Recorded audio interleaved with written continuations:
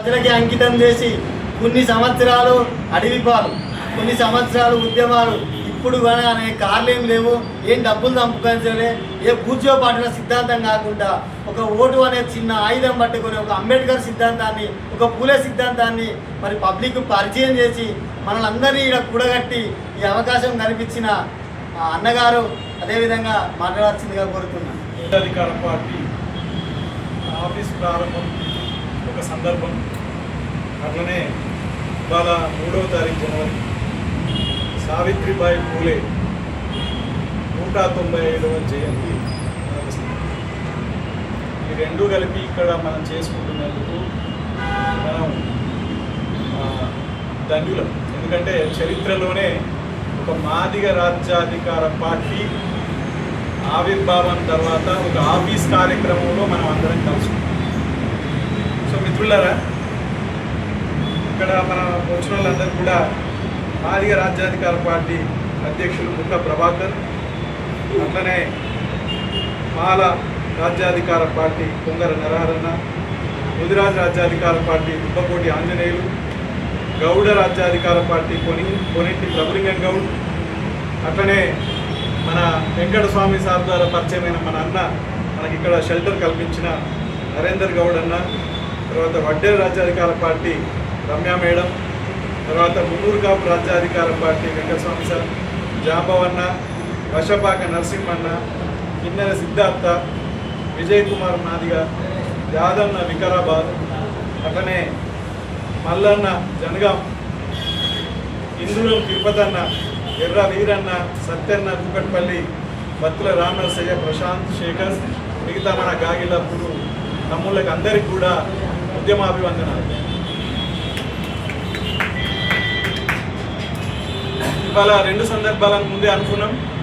మన ముందుగా సావిత్రిబాయి పూలే జన్మదినం గురించి, ఆమె గురించి ఒక 2 విషయాలు చెప్పి తర్వాత మన సబ్జెక్టుకి వెళ్ళిపోతాం.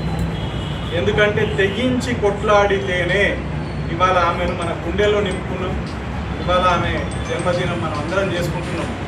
జనరల్గా మన తల్లి లేదా మన నానమ్మ బర్త్డేలే చేసుకోం మనం, కానీ ఎక్కడో ఒక మూలకు మనకు సంబంధం లేని రాష్ట్రంలో పుట్టిన మన తల్లిని ఇవాళ యాద్ చేసుకుంటున్నామంటే ఇవాళ మనందరికీ ఆమె కూడా, ఆమె వల్ల మన ఆడబిడ్డలకి చదువులు వచ్చినాయి, ఇవాళ మనకు వచ్చినాయి. ఆమె మొట్టమొదటి చదువుల తల్లి మాత్రమే కాదు, ఇంకో గొప్ప గుణం ఉంది, ఆమె ఆరోగ్య మాత. ఎందుకు అనంటే అప్పటికి మన వాళ్ళకి స్కూళ్ళు శూద్రులందరికీ కూడా, అంటే నేను మున్నూరు కాపుతో మొదలై మాదిగ వరకు కూడా ఎవరికి కూడా చదువు లేని సమయంలో ఆమె విద్యాలయాలు ఏర్పాటు చేసి ఎన్నో ఒడిదుడుకులు బ్రాహ్మణులతో దాడులకు గురై ఆమె ముందు చదువు నేర్చుకొని, తన భర్త ద్వారా చదువు నేర్చుకొని ఆడబిడ్డలకు చదువు నేర్పింది, స్కూల్స్ పెట్టింది అనే సందర్భం. అయితే ఒక సందర్భం ప్లేగు వ్యాధి వచ్చినప్పుడు, ఆ సందర్భంలో అంటే భర్త చనిపోయినప్పటికీ ఒక తల్లికి 4 బిడ్డలు, 4 ఒకరికి ప్లేగు వ్యాధి వచ్చింది. ఆ ఒక్కరితోటి వస్తే మిగతా 3కి వస్తుంది, ఆ తల్లి కూడా చనిపోతుంది. ఆ సందర్భంలో తనకు బిడ్డలు లేని ఈ తల్లి, అమ్మ ఈ బిడ్డకు వచ్చింది, ఈ బిడ్డ ద్వారా మీకు అందరికీ సోకుతుంది కనుక నేను ఈ బిడ్డను తీసుకుపోయి హాస్పిటల్లో చూపిస్తాను, హాస్పిటల్లో చూపించింది. ఆ బిడ్డ బతికింది, కానీ తర్వాత ప్లేగు వచ్చి ఈ తల్లి చనిపోయింది. అంటే చనిపోతా అని తెలిసి కూడా ఆ తల్లి చనిపోతే 3 బిడ్డలు అనాథలవుతారు. కానీ కాబట్టి నేను చనిపోయినా పర్వాలేదని తెగించి సాహసం చేసి మనకు ఇవాళ మన జాతులన్నింటికీ ఆదర్శంగా నిలిచిన మన తల్లిని మనం ఇవాళ గుర్తు చేసుకుంటున్నాం. ఒక ఆడతల్లి, ఆమె తెగింపు అనేది ఇవాళ మనందరికీ ఉంటే సమాజం ఇట్లా ఉండదు, ఇంకా ఇంకా ఇంకా మనం అంతా విముక్తి జరుగుతుంది. అందుకని ఇవాళ మనం గుర్తు చేసుకుంటున్నాం. ఆ తెగింపు రోజునే ఇవాళ మాదిగ రాజ్యాధికార పార్టీ తెగించే పెడుతున్నారు. ఇప్పటివరకు కుల పార్టీలు పెట్టాలనా వద్దా అనేది గత 20